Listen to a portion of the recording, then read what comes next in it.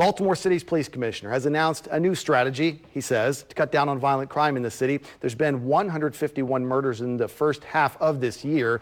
WMAR 2 News' Megan Knight is live at City Police headquarters. So, Megan, Commissioner Michael Harrison says officers are going to focus on microzones. Critics say they've heard it all before.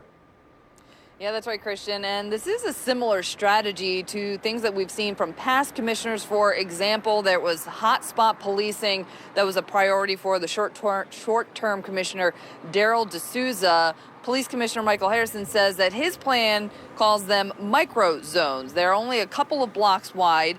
He says that they came up with these zones based on data that shows where the majority of violent crime is happening. So under this plan, officers would patrol these microzones on foot for about 20 minutes and do that 3 times during their shift. We did speak to some residents to get their thoughts about these microzones, and they say they're a little bit skeptical.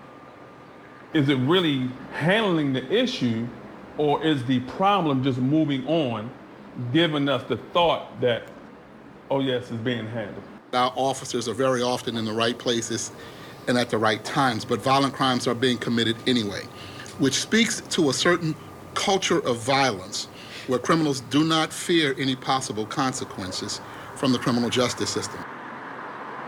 And the police union did send out a statement in response to Harrison's plan. They also voiced their skepticism about these microzones, saying that with fewer officers to patrol more zones, it will mean, quote, a thinly stretched patrol division. Now, Harrison says these microzones are just one part of his larger, more comprehensive crime reduction plan that he is working on with the city state's attorney. They must submit their plan to the state no later than August 1st. We're live in downtown Baltimore. Megan Knight, WMAR 2 News.